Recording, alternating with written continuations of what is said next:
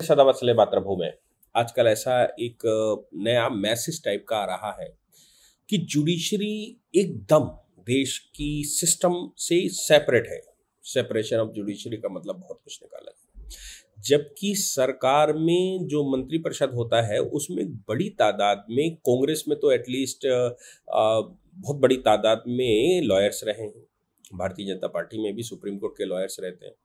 या मैं कहूं कि लॉयर्स को लेजिस्लेशन की ज़्यादा अच्छी जानकारी होती है। लॉयर्स डेप्थ में जाना जा सकते हैं और ख़ास तौर से कानून बनाने की प्रक्रिया में वो अच्छा रोल प्ले कर सकते हैं। ये एजुकेशनल क्वालिफिकेशन किसी भी सांसद के लिए जो होनी चाहिए वो लॉयर ही होनी चाहिए, ख़ास तौर से संवैधानिक मामलों को जानने की। तो वो मुझे लगता है लॉयर्स में एलिजिबिलिटी रहती है, इसलिए और जाते हैं।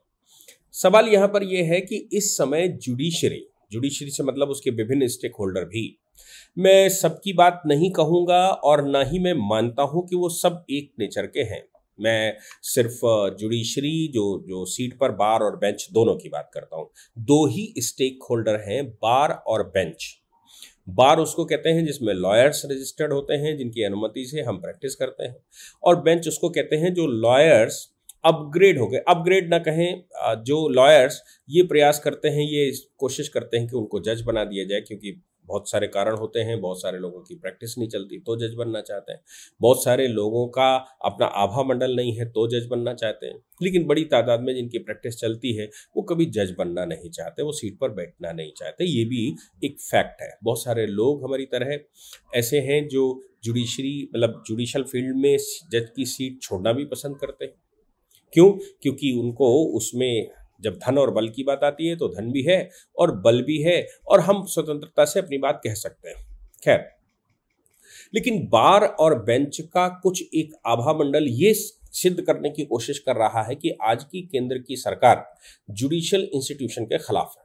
भाई, देश को चलाने के लिए कोई एक जुडिशियल इंस्टीट्यूशन नहीं चाहिए, बहुत सारे इंस्टीट्यूशंस हैं, उनमें एक जुडिशियल इंस्टीट्यूशन भी है। मैं फिर से कहता हूं, देश में बहुत सारे इंस्टीट्यूशंस हैं, उन इंस्टीट्यूशंस में एक जुडिशियल इंस्टीट्यूशन भी है। और ये जो जुडिशियल इंस्टीट्यूशन है, ये भी संविधान से ही चलता है और इसके लिए कानून बनाने की प्रक्रिया भी पार्लियामेंट से ही जाती है। लेकिन जब जुडिशियल सिस्टम ये कहने लगे कि due to separation of judiciary हम अपना कानून भी बनाएंगे, हम अपना सिस्टम भी बनाएंगे और हम आपको घसीटेंगे, लेकिन आप हमको नहीं घसीट सकते, हम सरकार की क्रिटिसाइजेशन करेंगे। मैं फिर से कहता हूँ, इंस्टीट्यूशन में बार और बेंच दोनों हैं। हम तो इंस्टीट्यूशन का क्रिटिसाइजेशन करेंगे, सरकार की क्रिटिसाइजेशन करेंगे, पार्लियामेंट की क्रिटिसाइजेशन करेंगे, लेकिन आप नहीं कर सकते। मैं एक बात तो बहुत स्पष्ट कर दूं, संवैधानिक प्रक्रिया में ये व्यवस्था है कि जो जुडिशियल फंक्शन है या जो जजमेंट है कोर्ट का, उसको लेकर पार्लियामेंट के अंदर कोई डिस्कशन नहीं हो सकता। दूसरी बात ये भी है कि पार्लियामेंटेरियन का जो वहाँ वहाँ ऑटोनॉमी है, या मैं कहूँ जो स्वतंत्रता है, उस स्वतंत्रता को ब्रीच करते हुए जुडिशरी में भी केस नहीं चल सकता।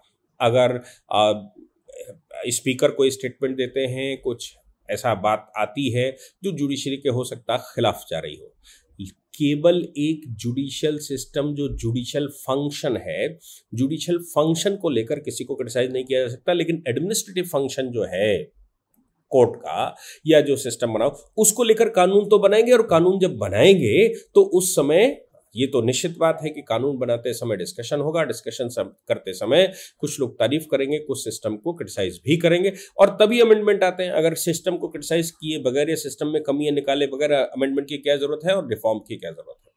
अब इसमें स्पीकर कोई बात कहेंगे, कोई नेता ऑफ पोजीशन लेजिस्लेटिव पार्टी कुछ कहेंगे, लीडर ऑफ अपोजिशन कुछ कहेंगे, कुछ स्वतंत्र जो चुने हुए लोग हैं या जो नॉमिनेटेड लोग हैं राज्यसभा में वो कहेंगे, वाइस प्रेसिडेंट कुछ बात कहेंगे डिस्कशन करते समय। मैं फिर से कहता हूं, जुडिशियल सिस्टम में जो जजमेंट है, उस जजमेंट को लेकर कोई बात नहीं की जाएगी। जज की पर्सनालिटी को लेकर, बीइंग ए जज फॉर द जुडिशियल पर्पस, कोई बात नहीं कही जाएगी। लेकिन अमेंडमेंट लाते समय ये सब होना स्वाभाविक है। तो बात यहाँ पर आई थी कि कोलेजियम को लेकर ऑनरेबल वाइस प्रेसिडेंट ने कई एक स्टेटमेंट दे दिए। ऑनरेबल लॉ मिनिस्टर ने, अब लॉ मिनिस्टर और वाइस प्रेसिडेंट भी, मतलब आप सोचो कि जो वाइस प्रेसिडेंट साहब हैं वो तो लेजिस्लेशन का पार्ट है और वो जुडिशियल फील्ड से ही जाते हैं। सीनियर एडवोकेट सुप्रीम कोर्ट में लंबे समय से हैं, राजस्थान हाई कोर्ट के एडवोकेट रहे, वो चाहते तो कभी भी जज हो सकते थे। बहुत पहले बहुत कम आयु में वो देश के फॉरेन मिनिस्टर रहे और वो कई एक बड़े पदों पर रहे। मैं उनको भली भांति तो नहीं जानता, लेकिन हाँ मैं उनसे परिचित हूँ कि वो कानून के मामले में बहुत डेप्थ रखते हैं। सीनियर एडवोकेट का मतलब ये होता है कि वो बेंच से ज़्यादा जानने वाले लोग, इसीलिए सीनियर एडवोकेट जब रिव्यू डालता है, सीनियर एडवोकेट जब क्यूरेटिव पिटीशन डालता है, तो ये बात कानून में कही गई है या सुप्रीम कोर्ट ने अपने जजमेंट में कहा है कि क्यूरेटिव पिटीशन डालने के लिए सीनियर एडवोकेट के एफिडेविट की जरूरत पड़ती है और वो ये कहे कि इसमें कानूनी रिव्यू की आवश्यकता है, क्योंकि ये माना गया है, मानते हैं कि जजेस are only to decide the balance but original creator are the advocates, original analyser are the advocates. जो खोजी स्वभाव है, जो बहुत सारी चीजें लेकर आता है, वो तो एडवोकेट ही हैं। दोनों तरफ की एक दूसरे की बहस करते हैं, बहुत सारी चीजों की डेप्थ में बात करते हैं, उसमें से एक एक्सट्रैक्ट निकालकर कोई जजमेंट आता है। दोनों ही टीचर होते हैं, मैं ये मान के चलूं, दोनों प्रोफेस करते हैं, जजेस को पढ़ाते हैं और जजेस उनसे प्रश्न करते हैं जैसे एक स्टूडेंट प्रश्न करता है। ये ओरिजिनल प्रैक्टिस में आप देखने को आ जाएगा। अब उसको कहने के लिए कोई शब्द कहें, हालांकि पढ़ाने वाले लोग सामने वाले को यूरेनेस कहते हैं और जो सीट पर बैठे लोग हैं, जो उसको समझ रहे होते हैं, जो पढ़ रहे होते हैं, वो एडवोकेट्स को भी सम्मान से करते हैं, कहते हैं लर्न, यानी कि आप विद्वान अधिवक्ता है, उनको विद्वान माना जाता है। ये प्रैक्टिस में है। तो ऑनरेबल वाइस प्रेसिडेंट साहब का कोई स्टेटमेंट आ गया, उस स्टेटमेंट को लेकर अब स्टेटमेंट तो आते ही हैं, दोनों तरफ से आ रहे थे। यहाँ जुडिशियल फील्ड में 3 जजेस की बेंच भी, जो बैंगलोर एसोसिएशन का मामला था, उसने यहाँ पर केस फाइल करके रखा था सुप्रीम कोर्ट में कि साहब जबरदस्ती एलिवेशन कर दिया जाए या फिर कॉलेजियम की बात मान ली जाए, अपॉइंटमेंट कर दिया जाए। वो केस था तो बेंच ने भी बड़ी सारी बातें कही, बोले हिदायत दे डाली वाइस प्रेसिडेंट साहब को, जो कॉन्स्टिट्यूशनल पोस्ट है, जो सॉवरेन बॉडी है, उसको हिदायत दे डाली। लॉ मिनिस्टर स्टेक होल्डर्स हैं, अगर लॉ मिनिस्टर भी कोई स्टेटमेंट नहीं देगा जुडिशरी को लेकर, जुडिशियल सिस्टम को लेकर, तो फिर कौन, क्या मैं ऑथराइज्ड हूँ? वाइस प्रेसिडेंट, पार्लियामेंट, लेजिस्लेटर्स और लॉ मिनिस्टर, वो तो पार्टिकुलरली अपॉइंटी इसलिए हुए हैं कि वो लीगल अफेयर्स को देखेंगे, नहीं तो लॉ तो बनाने का काम पार्लियामेंट का है। फिर लॉ मिनिस्टर क्या करेगा? लॉ मिनिस्टर वो जो है वो यही सब काम देखेगा और बहुत सारी चीजें हैं वो देखेगा। अब एक पिटीशन सुप्रीम कोर्ट में आई। पहले तो लॉ मिनिस्टर ने कहा कि भाई कुछ रिटायर्ड जजेस, उन्होंने शब्द इस्तेमाल किया, कुछ रिटायर्ड जजेस ऐसी भी सिचुएशन में देखे जा रहे हैं कि वो अपोजिशन के एजेंडे को पूरा करने की कोशिश की जा रही है और वो स्टेटमेंट दे रहे हैं या वो एंटी इंडिया स्टेटमेंट दे रहे हैं, ऐसा उन्होंने शायद कहा। मैं उसको बहुत क्लियर नहीं कर सकता क्योंकि ऐसी बातें चल रही। अब इसमें तो कोई शक ही नहीं है कि मैं किसी पार्टी को वोट करता हूँगा, मेरी कोई विचारधारा भी होगी, जजेस की भी कोई विचार, वोट तो सभी करते हैं, तो जजेस वोट सिस्टम से बाहर तो नहीं है, उनकी कोई विचारधारा भी होगी, वो कोई पॉलिटिकल पार्टी को ज्वाइन भी करे होंगे, वो किसी पॉलिटिकल पार्टी को वोट भी देते होंगे, तो उनको भी स्वतंत्रता है अपनी बात कहने की, कोई शक नहीं। और ये भी हो सकता है कि वो इस समय की जो सरकार है उस सरकार के विरुद्ध किसी दूसरी पॉलिटिकल पार्टी को सपोर्ट करते हो या उनके विचार को मानते हो या उनकी विचार को सुनने के लिए सहमत हो या उनकी बात कहने के लिए सहमत हो। ऐसे में किरण रिजिजू साहब ने रिटायर्ड जजेस के लिए ये स्टेटमेंट दे दिया कि भाई अपोजिशन का एजेंडा कुछ रिटायर्ड जजेस पूरा कर रहे हैं। What was wrong in that? अगर जैसा आप स्टेटमेंट दे सकते हैं रिटायर्ड होने के बाद, तो लॉ मिनिस्टर क्यों नहीं कह सकते कि भाई ये क्या चल रहा है? एक बात तो ये। दूसरी बात ये आती है कि अगर लॉ मिनिस्टर भी नहीं कह सकते कॉलेजियम सिस्टम को लेकर, अगर वाइस प्रेसिडेंट साहब भी नहीं कह सकते, तो फिर कहेगा कौन? अब एक बॉम्बे एसोसिएशन का, बॉम्बे लॉयर्स एसोसिएशन की एक पिटीशन चली गई बॉम्बे हाई कोर्ट में ऑनरेबल लॉ मिनिस्टर के खिलाफ, ऑनरेबल वाइस प्रेसिडेंट के खिलाफ, और ये कहा गया इनको डिस्क्वालीफाई घोषित कर दिया जाए। क्यों? क्योंकि जुडिशरी के लिए स्टेटमेंट दे रहे हैं। लॉ मिनिस्टर स्टेटमेंट नहीं देगा, वाइस प्रेसिडेंट स्टेटमेंट नहीं देगा, प्रेसिडेंट स्टेटमेंट नहीं देगा, लेजिस्लेटर से स्टेटमेंट नहीं देंगे, पार्लियामेंट में डिस्कशन नहीं होगा, फिर क्या जुडिशरी अमृत पीकर या जुडिशियल इंस्टीट्यूशन अमृत पीकर आया? अमृत पी लिया है, कोई इन पर स्टेटमेंट दे नहीं सकता और किसी को देना नहीं चाहिए।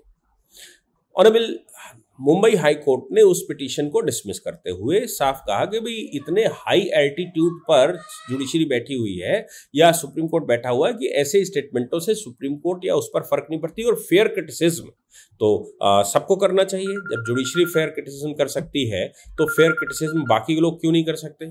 तो फेयर क्रिटिसिज्म किया जा सकता है, ये स्टेटमेंट दे दिया। सुप्रीम कोर्ट में उसकी अपील आ गई है। अब वो एसएलपी में सुप्रीम कोर्ट आए हैं और एसएलपी में अब ये कहा गया है कि साहब इनको डिस्क्वालीफाई घोषित कर दीजिए। आप सोच लीजिए कि हमारे देश में क्या चल रहा है। कुछ लॉयर्स, और एक चिट्ठी भी लिखी है वाइस प्रेसिडेंट साहब को कि देखिए लॉयर ये किरण रिजिजू साहब इस तरह का स्टेटमेंट दे रहे हैं, इनको देने का अधिकार नहीं है, ऐसा नहीं वैसा नहीं, ये नहीं वो नहीं। और वो उन्होंने तो क्लेम किया है कि 350 लोग हैं, लेकिन जो मैंने लिस्ट देखी वो शायद 250-250 लोगों की लिस्ट है। उसमें से लगभग 100 लोग जो अपने आप को अल्पसंख्यक कहते हैं या अल्पसंख्यक बने हैं, उनका नाम है उसमें। और मोस्टली वो एडवोकेट्स हैं जो सरकार के खिलाफ प्रैक्टिस करते हैं, मोस्टली वो एडवोकेट्स हैं जो सरकार के खिलाफ खड़े होते हैं, मोस्टली वो एडवोकेट्स हैं जो अपोजिशन की पार्टियों में हैं। मैं नहीं कहता कि और एडवोकेट नहीं, और पूरे देश भर के, तो क्या 350, अगर उनकी बात भी मानी जाए तो क्या 350 एडवोकेट से पूरी की पूरी जुडिशियल इंस्टीट्यूशन को रिप्रेजेंट किया जाता है? अरे साहब, हमारे देश में चल क्या रहा है? कुछ रिटायर्ड जजेस भी अगर चिट्ठी लिख देते हैं, कुछ सिटिंग जजेस 4 रोड पर उतर आए थे जिनको पावर है कुछ काम करने की। ये हमारे देश में क्या चल रहा है? क्या देश सुधार की तरफ नहीं जा सकता? 75 साल से हुई गड़बड़ियों को सही करने का किसी का जिम्मा नहीं बनता है? अगर सही करने का प्रयास किया जा रहा है तो फिर ये बिगड़े हुए जितने इंस्टीट्यूशंस हैं हमारे देश के, बिगड़े हुए जितने सिस्टम हैं हमारे देश के, उनको आखिर कौन सुधारेगा? क्या बिगड़ने दिया जाए? अजीब विडंबना है। ये सब हमारे देश में चल रहा है। वो सुप्रीम कोर्ट में आज एसएलपी फाइल हो गई है ऑनरेबल वाइस प्रेसिडेंट को डिस्क्वालीफाई करने की और ऑनरेबल लॉ मिनिस्टर को डिस्क्वालीफाई करने की। देखते हैं क्या होता है। जय हिंद, जय भारत, वंदे मातरम।